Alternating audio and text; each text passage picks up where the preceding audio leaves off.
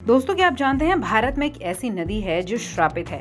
आज भी इसका पानी लोग छूते नहीं हैं। आज आपको इसी नदी के बारे में डिटेल में बताएंगे। देख रहे हैं आप अजब गजब। मेरा नाम है मेघा। स्वागत है आप सभी का। दुनिया भर में नदियों को जीवन दायिनी कहा जाता है। इतिहास की किताब में जब भी आप नजर डालेंगे तो आपको पता लगेगा ज्यादातर सभ्यताएं नदियों की वजह से ही बसना शुरू हुई थी। भारतीय संस्कृति में माता के समान नदी को कहा जाता है। इसके अलावा यहाँ नदियों को देवी देवताओं की तरह पूजा भी जाता है, जैसे गंगा, जमुना, सरस्वती। बहुत सारे उद्योग और खेती का काम भी नदी से जुड़ा है, जो नदी की उपयोगिता को बताता है।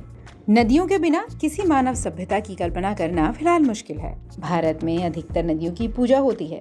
इनके पानी से लोग अपने कई तरह की बीमारी भी दूर करते हैं।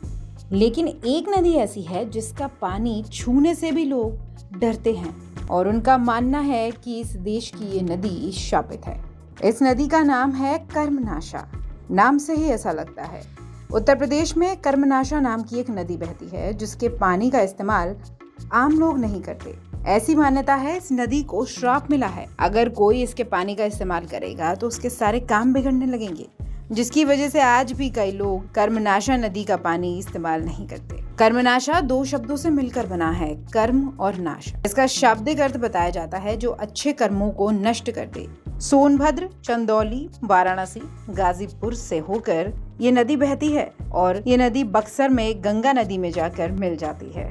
पौराणिक कथाओं की माने तो ये नदी राजा हरिश्चंद्र के पिता सत्यव्रत की लार से बनी है। कहा जाता है एक बार सत्यव्रत ने अपने गुरु वशिष्ठ से मानव शरीर के साथ स्वर्ग जाने की इच्छा जताई, लेकिन गुरु वशिष्ठ ने सत्यव्रत की इस बात से इनकार कर दिया। यही कामना सत्यव्रत ने गुरु विश्वामित्र के सामने जाहिर की। विश्वामित्र ने सत्यव्रत को अपने तपोबल की शक्ति से शरीर के साथ ही स्वर्ग भेज दिया।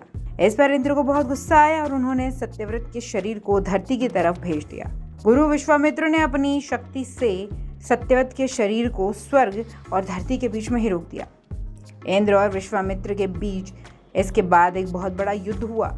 इस बीच सत्यव्रत का शरीर उल्टा आसमान में लटकता रहा और उनके मुंह से लार निकलने लगी। कहा जाता है इसी लार से कर्मनाशा नदी का निर्माण हुआ। सत्यव्रत की चालाकी के लिए गुरु वशिष्ठ ने उन्हें चांडाल होने का श्राप दे दिया, जिसकी वजह से ये नदी आज भी श्रापित है। आपको ये जानकारी कैसी लगी हमें कमेंट बॉक्स में जरूर बताएं।